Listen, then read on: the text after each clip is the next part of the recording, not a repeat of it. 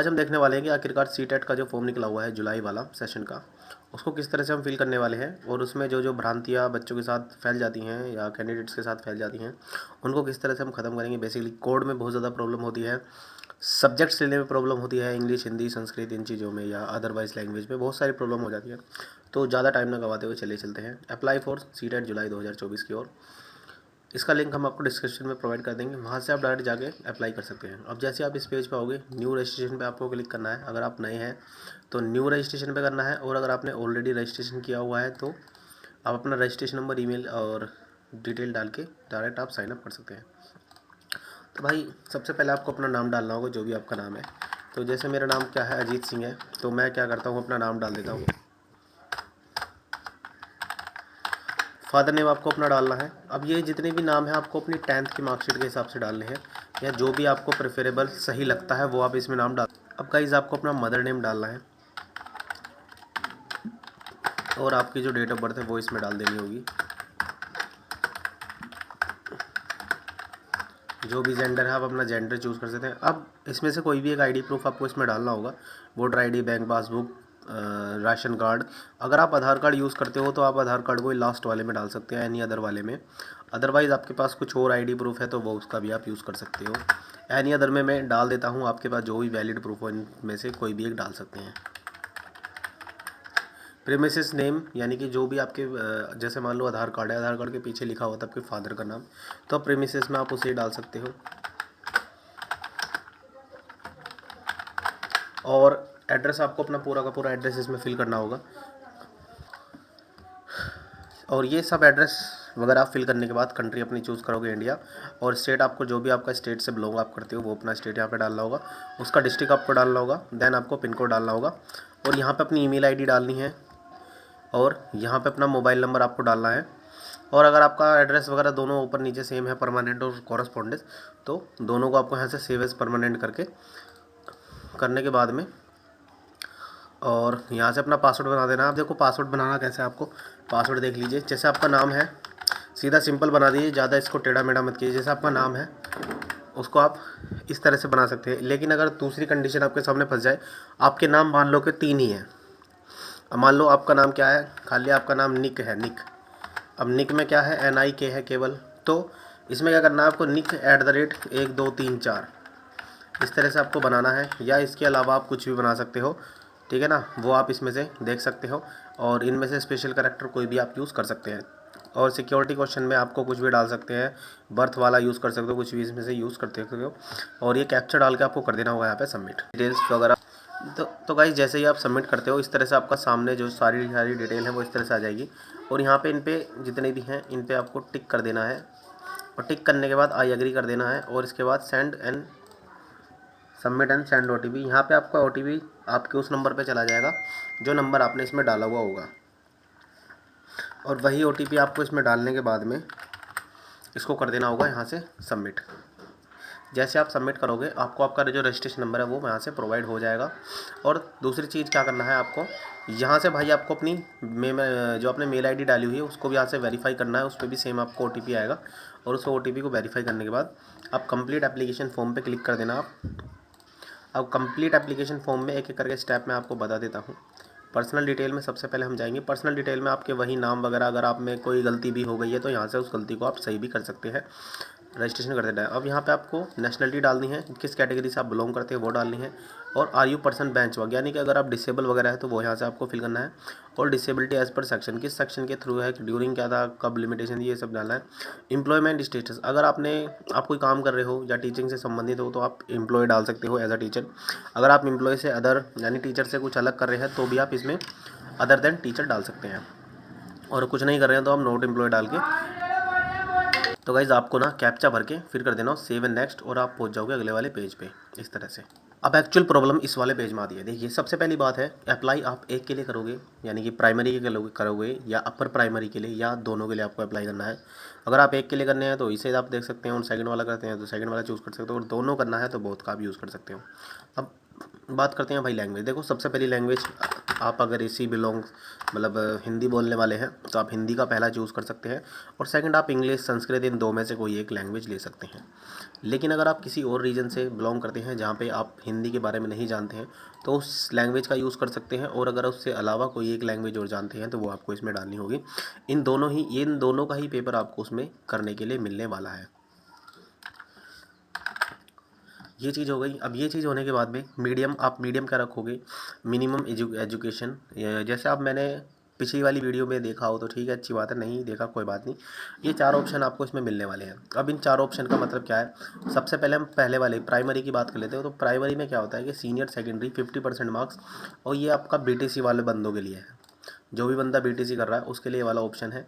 Second वाले option में क्या है, आपको 45% मार्क्स और डीएलएड हो, लेकिन एनसीटीई से वो रिकॉग्नाइजेशन हो। सेम कंडीशन इसमें भी आपको मिलती है, लेकिन आपको एक कंडीशन मिलती है कि आपको बीटीसी की जगह इसमें अगर आप BELED किए हुए हैं तो उसको आप इसमें डाल सकते हैं। फोर्थ वाला ऑप्शन है आपके लिए 50% सेम है आपका 2 ईयर डिप्लोमा, लेकिन इसमें जो 2 ईयर डिप्लोमा इन एजुकेशन है, स्पेशल एजुकेशन यानी कि जो विकलांग व्यक्ति होते हैं उनके लिए ऑप्शन ये डाला जाता है। अब आता है सेकंड वाला ऑप्शन। देखिए, ये पहले वाला ऑप्शन आपका बीटीसी वालों के लिए ही है, सेकंड वाला ऑप्शन जो है वो आपका बीएड वालों के लिए है, एंड लास्ट जो आपका थर्ड वाला ऑप्शन है 45% एनसीटी, वही आपका बीएड भी इसमें डाल सकते हो, या फिर आप ये सेकंड वाला भी यूज़ कर सकते हैं। वहीं आप 4 ईयर बीएलएड अगर की हुई है तो उसका ऑप्शन आप यूज़ कर सकते हैं, और या फिर 4 ईयर बीए बीएससी बीएड, और इसका भी आप यूज़ कर सकते हैं। सेकंड आपका जो छठा है लास्ट, वही आपका स्पेशल एजुकेशन। यदि आपने बीएड जो है स्पेशल एजुकेशन से की हुई है तो आप इसका यूज़ करोगे, और any recognise having BEd programme वगैरह ये सब आप पढ़ सकते हो।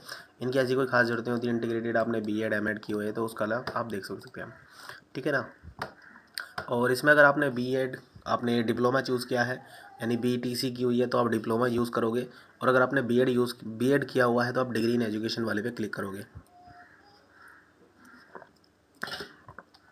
तो डिग्री इन एजुकेशन वाले पे अगर आपने दोनों ही फिल करना चाहते हो तो डिप्लोमा इन एजुकेशन अगर आपने बीटीसी की हुई है तो उसके लिए आप यूज़ कर सकते हैं। सेंटर आप अपने आप देख सकते हो, वही कैप्चा फिल करना है एंड देन आपको सेव एंड नेक्स्ट करना है और आप आ जाएंगे अगले वाले पेज पे। तो गाइस एक ऑप्शन इसमें और रह गया है, subject offered for paper second. अब पेपर सेकंड अगर आप यूज़ करते हो यानी कि ये वाला पेपर सेकंड अगर आप डालते हो तो पेपर सेकंड यानी कि मैथमेटिकल एंड साइंस या सोशल साइंस। देखिए, अगर आपने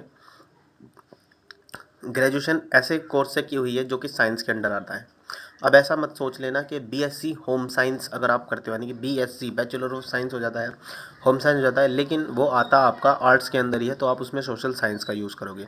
लेकिन अगर आपने कोई ऐसा कोर्स किया हुआ है जिसमें मैथ आपने पढ़ा था, साइंस आपने स्पेशल वही फिजिक्स केमिस्ट्री मैथ वाली आपने पढ़ी है तो आप फिर उसमें इसका यूज़ करोगे।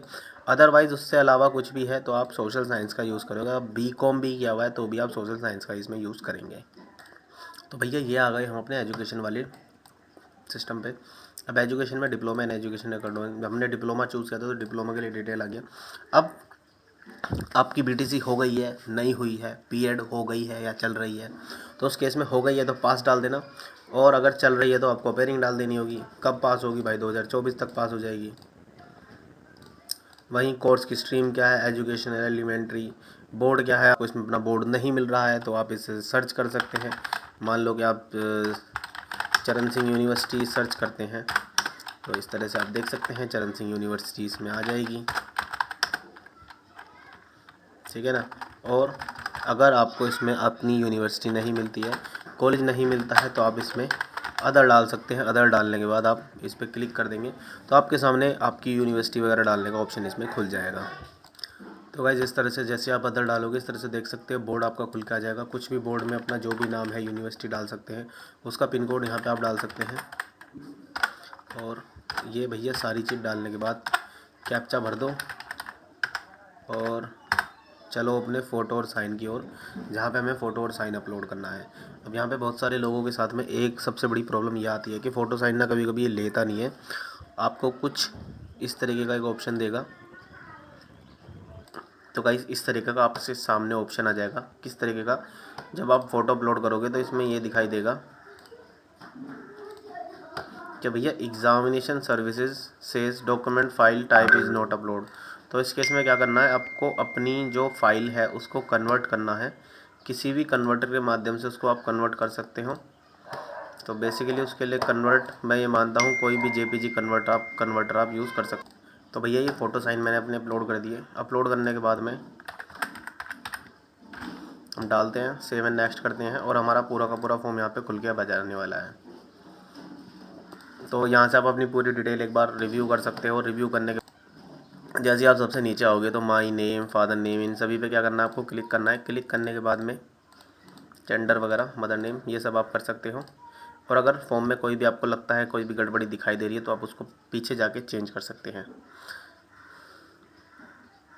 यानी कि जब इस वाले सेक्शन में आओगे तो साइड में आपको दिखाई देना एप्लीकेशन स्टेप, जिसमें भी आपको प्रॉब्लम लग रही है तो आप उस पर क्लिक करके वहाँ से अपना संशोधन कर सकते हैं फॉर्म में।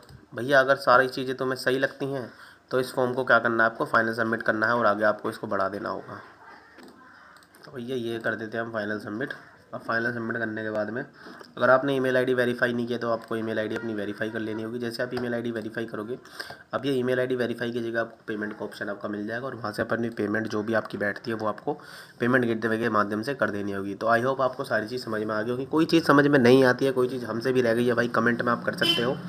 कमेंट का फ़ायदा बहुत ज़्यादा ये होता है कि अगर आपको कुछ चीज़ समझ में नहीं आती है, देखो हम भी ऐसा नहीं है कि सारी चीज़ आपको समझा सकते हैं। बहुत सारी चीज़ ऐसी होती है कि आप जब एट अ टाइम भर रहे होते हो साइट की प्रॉब्लम हो जाती है, तो उस केस में क्या है कि दिक्कत साइट की हो रही है। आप सोच रहे हो कि हमने कोई चीज़ गलत बता दी है, वो चीज़ ओपन नहीं हो रही है। आप सोच रहे हो हमने कोई चीज़ छुपा ली है, उसको हमने जो है स्किप कर दिया है। लेकिन हम बेसिकली जो जो काम की चीज़ें होती हैं उन चीज़ों के ऊपर सारे पे हम फोकस करते हैं। फिर भी अगर देखो हमसे कुछ रह जाता है, हम भी भगवान नहीं है, कुछ ना कुछ छोड़ ही देते हैं। अगर आपको लगता है ना कि हमने कोई चीज़ छोड़ दी है, देखो हम आपके लिए बैठे हुए हैं। आप किसी भी टाइम हमसे कॉन्टैक्ट कर सकते हो कमेंट के माध्यम से। हम आपको बहुत ही जल्दी जवाब देते हैं कमेंट के माध्यम से। आप चाहे करके भी देख सकते हो। और भैया अगर चैनल पर नए हो तो सब्सक्राइब ज़रूर कर लेना चैनल को, ताकि उससे भी हमें इंस्पिरेशन मिलता रहे। हम आगे मतलब लगे कि हाँ अगर हम वीडियो बना रहे हैं तो यार किसी का काम तो आ रही है। तो चलिए चलते हैं, मिलते हैं किसी दूसरी इंटरेस्टिंग वीडियो के साथ। तो thanks for watching this video. I love you friend, do subscribe this channel.